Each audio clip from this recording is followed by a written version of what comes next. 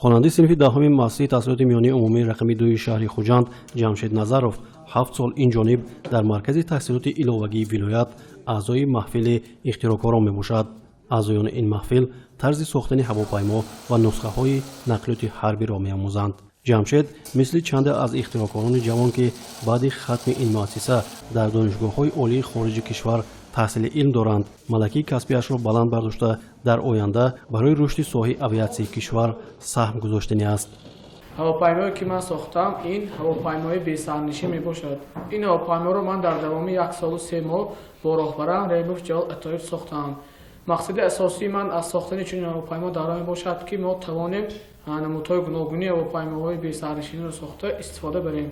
برای ساختن فیزیولوژی هواپیما من سراول از شپنگات‌های مخصوص ساختم و به ساختن کارکاس یعنی شروع نمیدم. وقتی که فیزیولوژی ما آماده گشت من به نصب نمودن محرک شروع نمیدم. به این هواپیما من محرک بنزینکسر را استفاده بدم که این محرک توسط بنزین کار می‌نماید.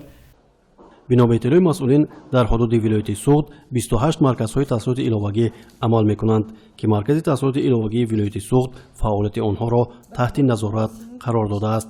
در 639 محفل بیش از 20000 نفر خوانندگان فارغ از درس به کسب و هنرآموزی مشغول می‌شوند. در خود مرکز تحصیلات ایلوگی ولایت باشد 27 محفل عمل کرده زیاده از 700 نفر خوانندگان از شهر و ناحیه‌ها اعضا هستند. همه محفل‌ها رایگان گذرانیده شده شاگردان مرکز بارها در آزمون‌های سطح ولایتی و جمهوریوی اشتراک و سزاوار جای‌های نمایان گشتند. من رونو خیرینسا خواننده صنف دهم مکتب رقم 9 تحصیل می‌نمایم. من 3 سال اینجا به مرکز تحصیلات ایلوگی ولایت آمده هنر سازاندازی را از خود کرده ایستادم. استادی من پیلوت ماشین‌خوان میباشند. استادم برای من هنر سازاندازی را آموختند و من در روی متاع نقش آرایی دختن را یاد گرفته ایستادم.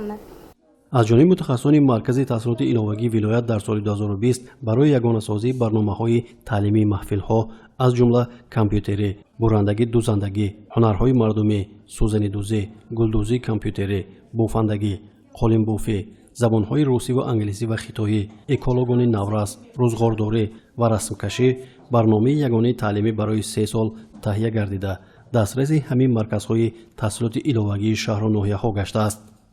هنر بهتر از گوهر نامدار، هنرمند را گوهر آید بکار. من مولانا منور خان خواننده صنف 11 مکتب 44 ناحیه باباجان غفرов میباشم. در طول 1 سال است که من در محفل بافندگان نورسی مرکز تحصیلات ایلوگی ولایت آمده هنری پیشبافی را از استاد شیر دستم عبدالرشید و دلارام خانم آموخته ایستادم.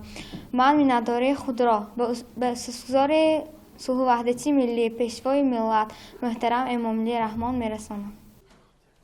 در محفل‌های مرکز 435 نفر دختران جلب گردیده از جانب مأموریت برای آموزش هنرهای مردمی شرایط مساعد فراهم آورده شده است. هدف اساسی برگزاری محفل‌ها صاحب کسب نمودن نسل نورس و به حیات مستقلانه آماده کردن خوانندگان بوده. مسئولین ریاست معارف و مرکز تحصیلات ایلوگی ولایت برای رسیدن به این مقصد از امکانات‌های موجوده فراوان استفاده می‌برند.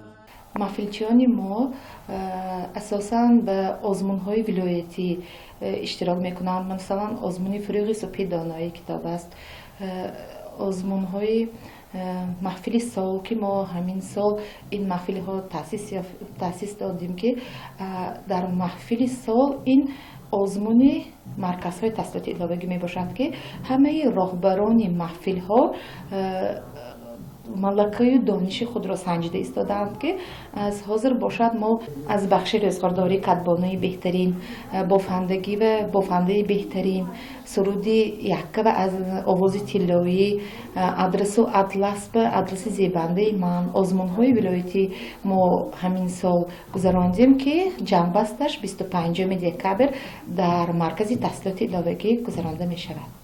سال گذشته اولین مراتب در دوران صاحب استقلالی کشور اعضایان مرکز تحصیلات ایلوگی ولایت در 2 آزمون بین المللی که در شهر بیشکک جمهوری قرقیزستان و شهر دبی امارات متحده عرب دایر گردید иштирок намуданд. Барои ноил шудан ба дастовардҳои нав бошад, ҳоло ихтироқорони ҷавон пайваста ба навофарӣ машғуланд.